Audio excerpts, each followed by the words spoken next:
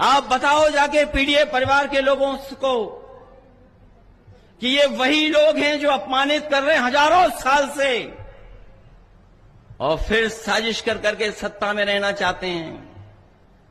ये लड़ाई बहुत पुरानी है। ये हम पे कहते हैं कि हम जातिवादी लोग हैं। हम उनसे पूछना चाहते हैं, जाति को मिटाने के लिए आपने क्या किया है? हम समाजवादी लोगों ने कभी जातिवादी आधार पर वोट नहीं मांगा। हम लोगों ने तो संविधान बचाने के लिए वोट मांगा और संविधान अभी जो बचाने की लड़ाई थी वो पूरी नहीं हुई है। ये संविधान की लड़ाई पूरी तभी होगी जब दिल्ली से और लखनऊ से भारतीय जनता पार्टी का सफाया होगा। नमस्कार, मैं हूं अक्षय और आप सभी का स्वागत है हमारे इस सोशल मीडिया प्लेटफॉर्म पर। क्या अखिलेश यादव ने जो पीडीए का नारा दिया है उसका काट भारतीय जनता पार्टी नहीं निकाल पा रही है? क्या देश की राजनीति को अखिलेश यादव ने पलट कर रख दिया है? क्या भारतीय जनता पार्टी सामाजिक न्याय के मुद्दे पर राजनीति करने के लिए मजबूर हो गई है?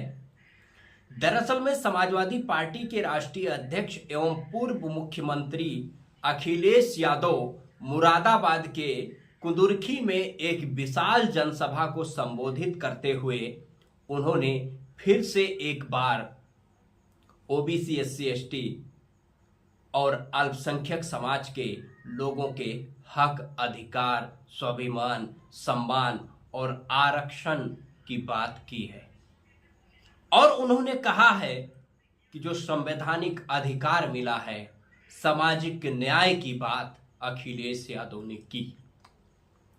दरअसल में भारतीय जनता पार्टी जो सांप्रदायिकता की राजनीति करती है और बांटो और राज करो की नीति पर चलती है और समाज में नफरत घोलने का कार्य करती है, भारतीय जनता पार्टी के सामने एक बड़ी चुनौती है। समाजवादी पार्टी के राष्ट्रीय अध्यक्ष अखिलेश यादव ने जो सामाजिक न्याय का मुद्दा उठाया है।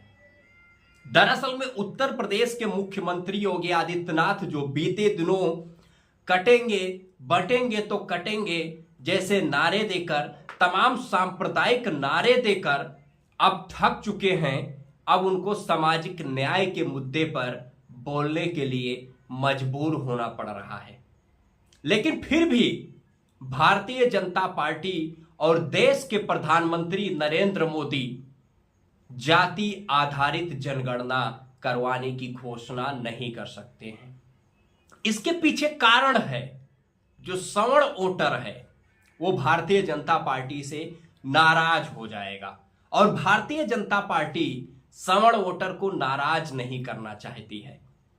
फिर भी सामाजिक न्याय के मुद्दे पर देश के प्रधानमंत्री नरेंद्र मोदी बोलने के लिए मजबूर हो रहे हैं। ओबीसी, एससी, एसटी के आरक्षण पर बोलने के लिए मजबूर हैं। लेकिन बोलना भारतीय जनता पार्टी तो जानती है, लेकिन उसको इंप्लीमेंट नहीं करती है। केवल पूंजीपतियों और सवर्णों के हित में भारतीय जनता पार्टी सरकार चला रही है। दरअसल में समाजवादी पार्टी के राष्ट्रीय अध्यक्ष अखिलेश यादव ने जो पीडीए का नारा दिया है उसका काट भारतीय जनता पार्टी के पास नहीं बचा है और भारतीय जनता पार्टी उसका काट नहीं निकाल पा रही है।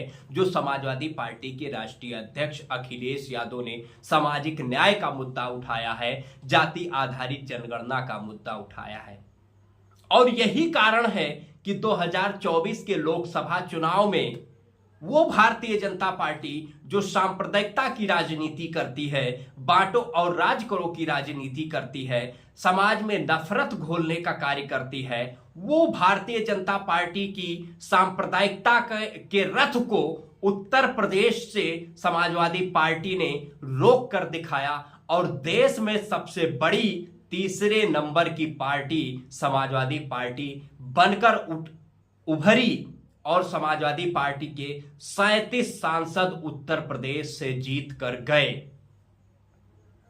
और यदि गठबंधन को भी जोड़ लिया जाए तो 6 कांग्रेस के, तो इससे स्पष्ट हो जाता है कि भारतीय जनता पार्टी के सांप्रदायिक रथ को रोकने में समाजवादी पार्टी और इंडिया गठबंधन कामयाब रही। दरअसल में भारतीय जनता पार्टी के पास पीडीए का काट इसलिए नहीं बचा है क्योंकि ये सांप्रदायिकता की राजनीति करके थक चुके हैं और समाजवादी पार्टी के राष्ट्रीय अध्यक्ष अखिलेश यादव ने स्पष्ट कहा है कि जिस समाज का हजारों वर्षों से शोषण हुआ, उनको हक अधिकार से वंचित रखा गया, उनको हाशिए पर ढकेलने का कार्य किया गया, उस वर्ग को, उस समुदाय को, उस जाति के लोगों को समाजवादी पार्टी न्याय दिलाने का काम करेगी, जाति आधारित जनगणना करवाने का काम करेगी और सामाजिक न्याय को इंप्लीमेंट करने का काम समाजवादी पार्टी करेगी। दरअसल में अखिलेश यादव ने जो पीडीए का नारा दिया है, उन्होंने कहा है पिछड़ा, दलित, अल्पसंख्यक और ए फॉर आधी आबादी भी उन्होंने कहा है और ए फॉर अगड़ा भी कहा है। अब यहां अगड़े से मतलब है कि जो अगड़े समाज के लोग हैं, जो प्रगतिशील लोग हैं, जो समाजवादी विचारधारा रखते हैं, जो प्रगतिवाद को मानने वाले लोग हैं, उस विचारधारा के लोगों को भी, अगड़े समाज के लोगों को भी समाजवादी पार्टी और अखिलेश यादव जोड़ने का काम कर रहे हैं। और इससे पहले भी यदि आप देखेंगे तो चाहे डॉक्टर राम मनोहर लोहिया हो, समाजवादी राजनेता, और पंडित चंद्रशेखर आजाद हो, पंडित ज्ञानेश्वर मिश्र हो, और अर्जुन सिंह जी हो, और विश्वनाथ प्रताप सिंह हो, जो देश के तत्कालीन प्रधानमंत्री भी थे।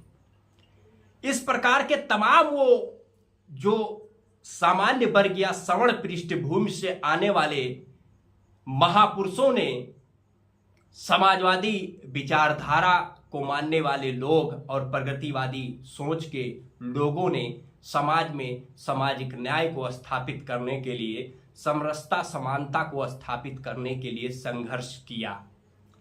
उसी प्रकार समाजवादी पार्टी के राष्ट्रीय अध्यक्ष अखिलेश यादव भी, जो अगड़े समाज में प्रगतिवादी सोच के लोग हैं, जो प्रगतिशील सोच के लोग हैं, जो समाजवादी विचारधारा में अपनी आस्था रखने वाले लोग हैं, ऐसे अगड़े समाज के लोगों को भी समाजवादी पार्टी और अखिलेश यादव जोड़ने का काम कर रहे हैं।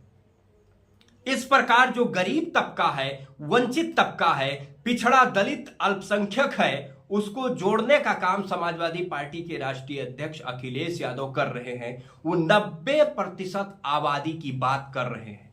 इससे भारतीय जनता पार्टी और आरएसएस घबरा गई है, और घबरा इसलिए गई है क्योंकि भारतीय जनता पार्टी के पास इसका कोई काट नहीं बचा है। इसीलिए उत्तर प्रदेश के मुख्यमंत्री बटेंगे तो कटेंगे का नारा देकर, तमाम सांप्रदायिक नारे देकर कोशिश कर रहे हैं, लेकिन सामाजिक न्याय के मुद्दे को इतनी मजबूती से समाजवादी पार्टी के राष्ट्रीय अध्यक्ष अखिलेश यादव उठा रहे हैं, इसका जवाब भारतीय जनता पार्टी के पास नहीं बचा है।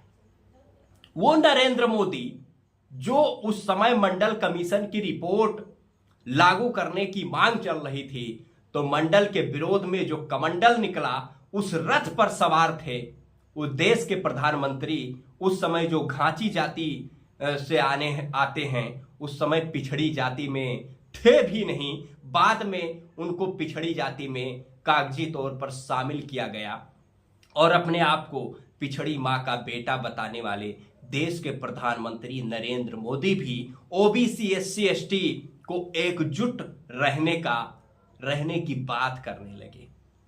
दरअसल में ये उत्तर प्रदेश के पूर्व मुख्यमंत्री अखिलेश यादव की जो सामाजिक न्याय की राजनीति है, जो उनकी पीडीए स्ट्रेटजी है, उसकी देन है कि आज देश के प्रधानमंत्री नरेंद्र मोदी को ये कहना पड़ रहा है कि ओबीसी, एससी, एसटी समाज के लोगों बंटना नहीं, एकजुट रहना।